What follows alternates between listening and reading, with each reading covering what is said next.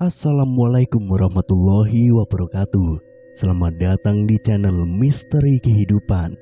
Tentunya dengan Damiri di sini. Kali ini Mas Dam akan membawakan cerita yang berjudul Tembang Kutukan Lingser Wengi bagian 2. Ya udah nggak usah berlama-lama lagi, langsung saja kita masuk ke dalam ceritanya. Rumah itu punya 2 tiang utama di bagian depan. Dinding bagian depannya sudah ada yang retak, catnya pudar, tidak jelas sebelumnya dicat warna apa. Ada beberapa tanaman liar yang menjalar sampai ke dinding. Juga di bagian lantai dapat ditemukan daun-daun kering berserakan. Bagian atas rumah itu membentuk huruf V terbalik. Sebagian gentingnya diselimuti lumut berwarna hijau. Tidak ada listrik yang dialirkan ke rumah itu. Untuk sementara, Rini dan Jessica menggunakan lampu canting. Sebenarnya Pak RT menawari mereka untuk menginap di rumahnya barang sehari atau 2 hari, tetapi Rini menolak. Dia tidak mau merepotkan orang lain. Jadi mereka harus membersihkan seluruh ruangan rumah sebelum dapat ditempati. Untung saja Pak Marto berbaik hati meminjamkan alat-alat pembersih. Ia bahkan membantu mereka membersihkan rumah itu. Rumahnya cukup besar, ada ruang tamu, 3 kamar tidur, dapur, dan 2 kamar mandi. Pak Marto menunjukkan sumur yang masih berair dan bisa mereka manfaatkan untuk menimbanya secara manual. Sedangkan kamar mandi satunya lagi sumurnya kering, yang memang sejak dulu tidak pernah digunakan oleh pemilik rumah. Di ruang tamu ada lemari tua berisi pernak-pernik gelas bercorak kerajaan Jawa kuno. Juga beberapa piring berwarna keemasan tertata rapih di dalam lemari itu. Dinding ruangannya berwarna putih, catnya sudah mengelupas. Ada coret-coret bekas spidol berwarna kuning di dinding ruangan keluarga. Sebuah gambar anak kecil, ibu dan bapak. Dari gambar yang abstrak tersebut sangat jelas kalau itu adalah hasil coret-coret anak kecil. Setelah membersihkan semua ruangan, Pak Marto lantas pamit. Ia meminjamkan mereka kasur dan bantal dari rumahnya karena kasur di rumah kosong itu sudah tidak layak pakai. Mereka tidur di kamar depan dekat dengan ruang tamu.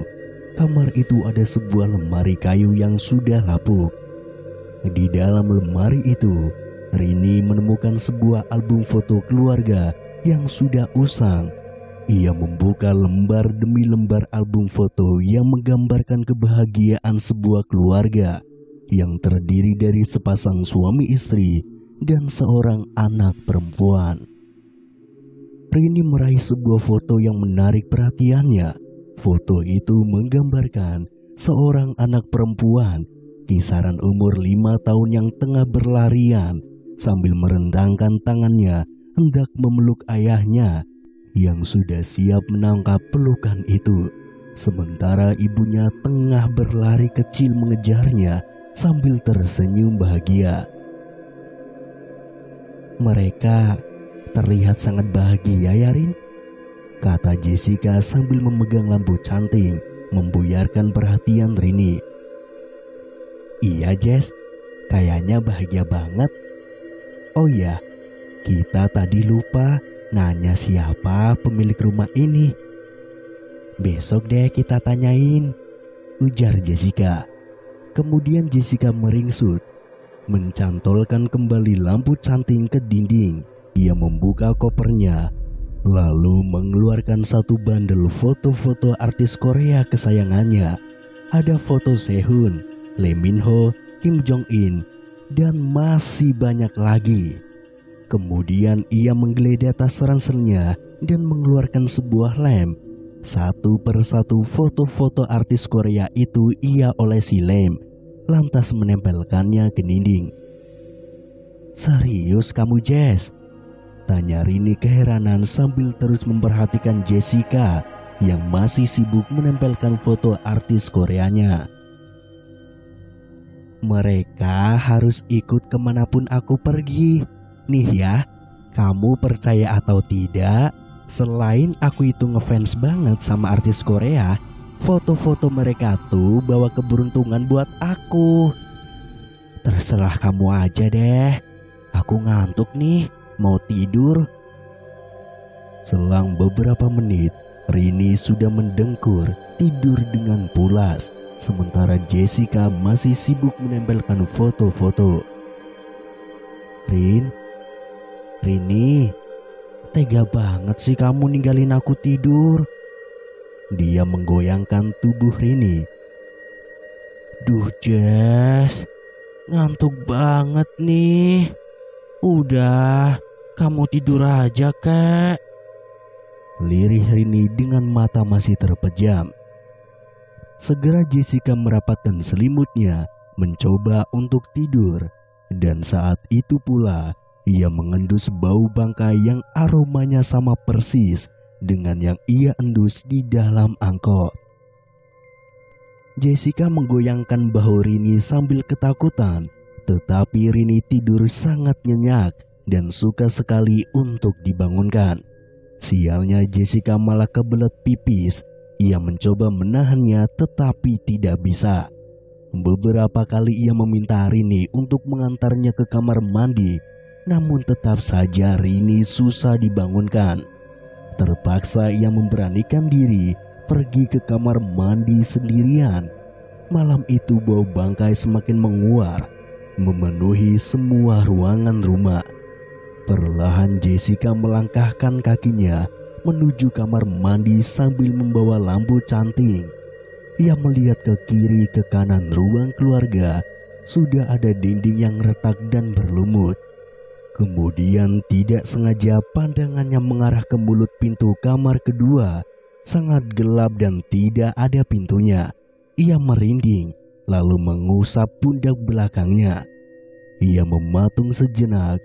Ada dua pintu kamar mandi di hadapannya. Jessica berusaha mengingat-ingat kamar mandi mana yang masih bisa digunakan. Ia yakin yang sebelah kanan. Segera dia masuk ke dalam kamar mandi tersebut. Di dalam, ia mengarahkan lampu canting ke segala arah sambil mendongak memperhatikan kondisi kamar mandi itu. Ada sebuah sumur berbentuk bulat, dibangun menggunakan batu bata. Di atasnya ada sebuah tiang dari besi untuk menahan katrol, sebuah alat yang digunakan untuk menimba air.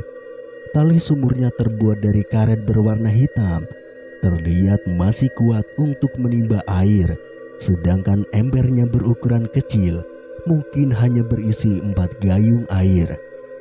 Dinding kamar mandi terlihat sangat usang, bahkan di sela-sela retakan dinding sudah tumbuh tanaman liar.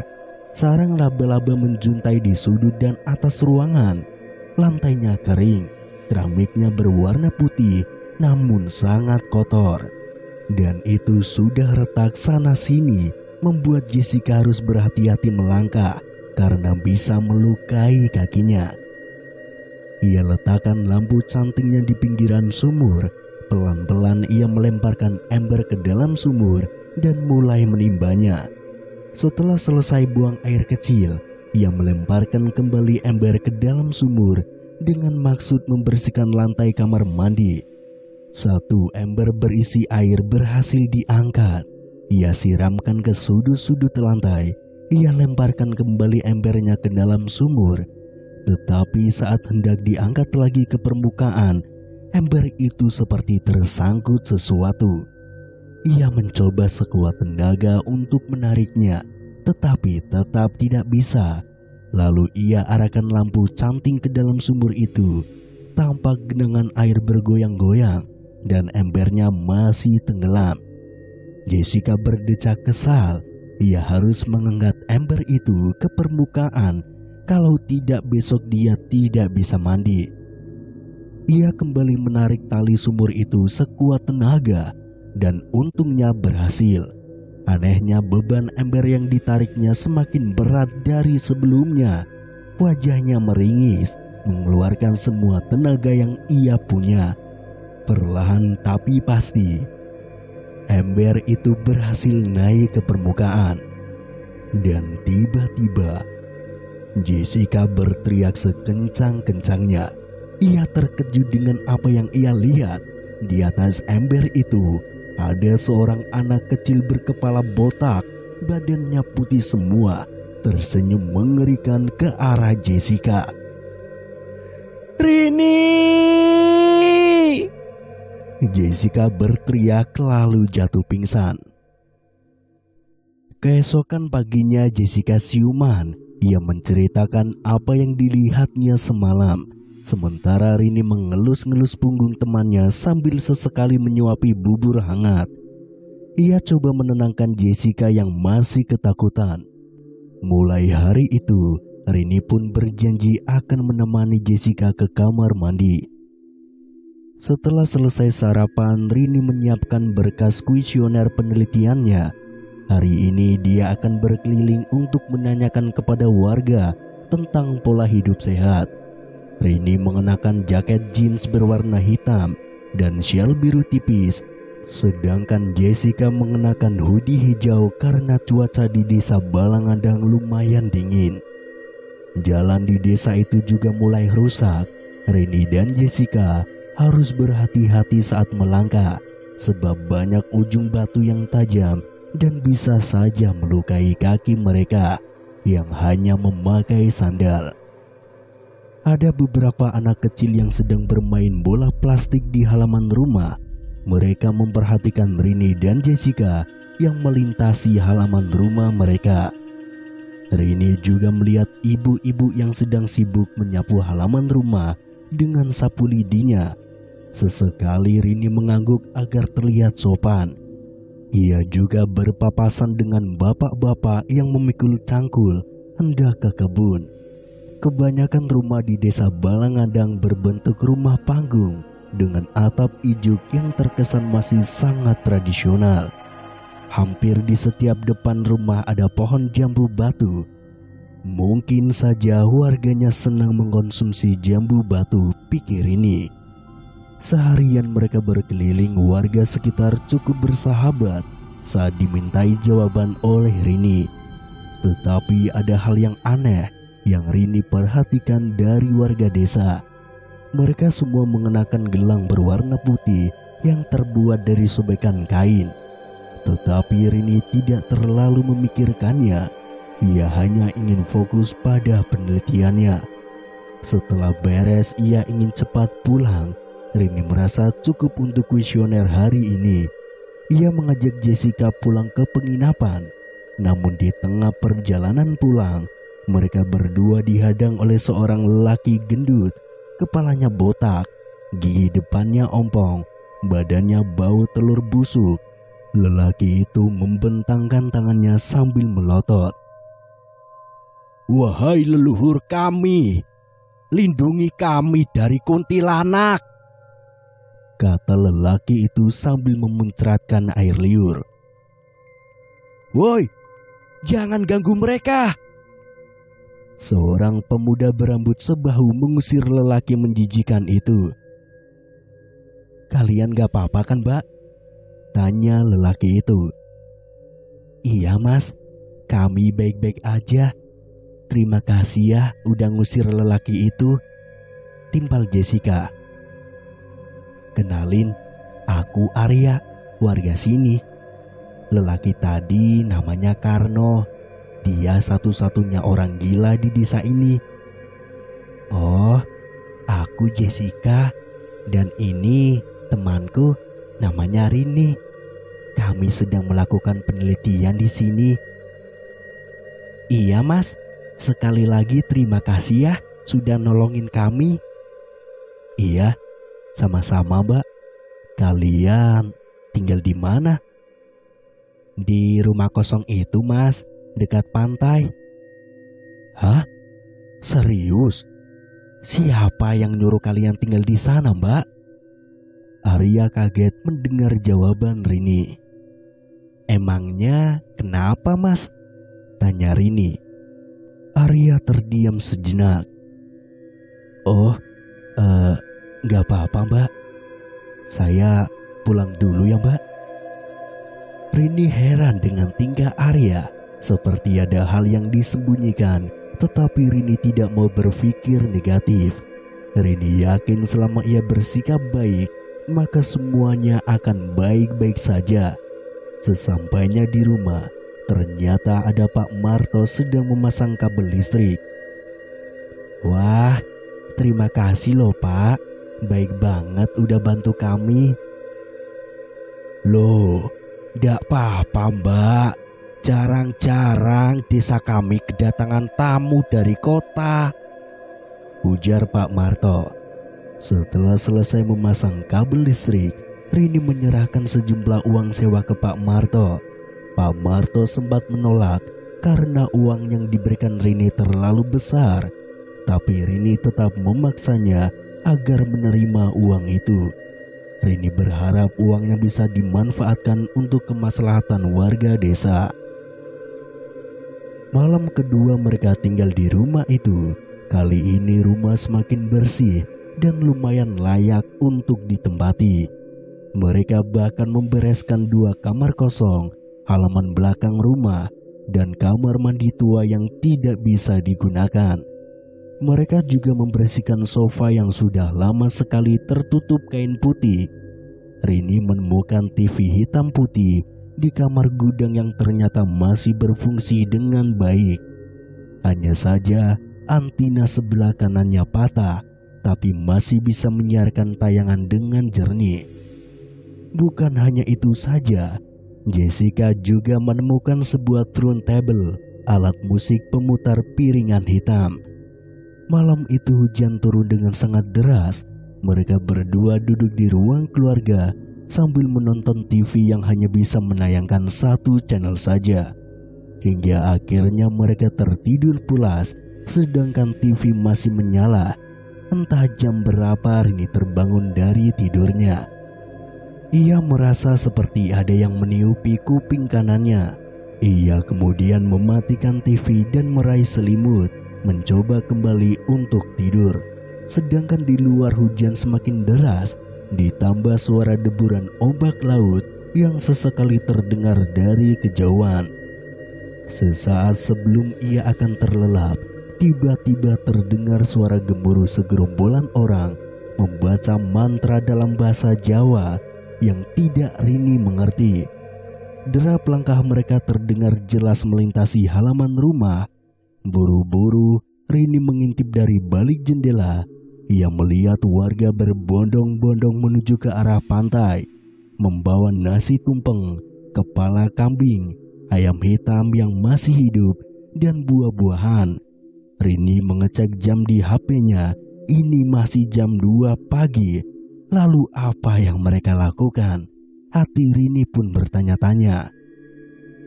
"Sajian kuntilanak, Kak." Tiba-tiba dari arah belakang terdengar suara anak kecil mengagetkannya. Ia menoleh dengan nafas terengah-engah, tapi tidak ada siapa-siapa. Ia mendengar jelas itu adalah suara anak kecil, tepatnya anak laki-laki tapi tidak berwujud. Nafasnya terengah-engah. Ia menoleh ke kiri kanan mencari dari mana sumber suara anak kecil tadi. Sementara itu Rini juga penasaran dengan apa yang dilakukan warga desa di pantai. Segera ia mengambil payung di kamarnya, lalu mengendap-endap keluar rumah mengikuti rombongan desa. Di tengah hujan deras, ia melangkah dengan hati-hati sambil sesekali bersembunyi di balik pepohonan. Senter kecil yang ia bawa cukup untuk menerangi langkahnya. Rombongan warga sangat khidmat membacakan mantra sambil terus melangkah gontai ke pantai. Sesampainya di sana, Rini bersembunyi di balik semak-semak yang tumbuh di pinggiran pantai. Ia mengintip warga dari celah dedaunan. Lalu Rini melihat mereka bersimpuh menghadap laut lepas. Di sana seorang laki-laki berdiri membawa kepala kerbau. Ia menghanyutkan buah-buahan dan nasi tumpeng, kemudian mengambil kepala kambing dan melemparkannya ke dalam gua yang dekat dengan bibir pantai. Dari kejauhan itu, Rini mendengar suara lengkingan ayam yang dicekik lehernya. Lalu lelaki itu berdiri kembali, lantas melemparkan ayam-ayam hitam itu ke tengah laut. Sesaat sebelum Rini hendak pulang, seorang lelaki gendut dan menjijikan mengagetkannya dari belakang. Itu laki-laki yang ia jumpai tadi siang. "Lindungi kami dari kuntilanak, wahai leluhur kami," kata laki-laki itu dengan tubuh basah kuyup.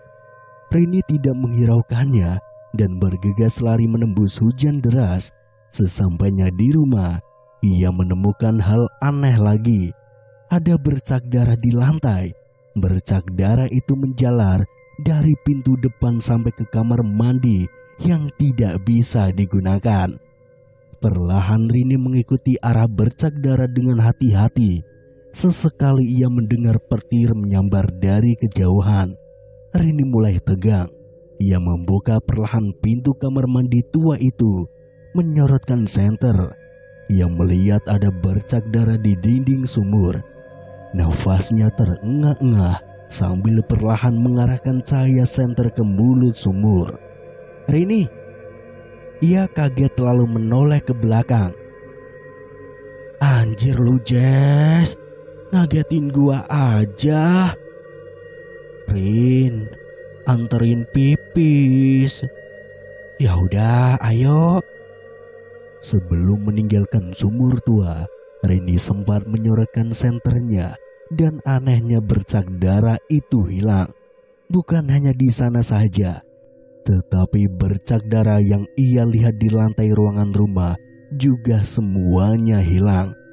Ini aneh. Bersambung.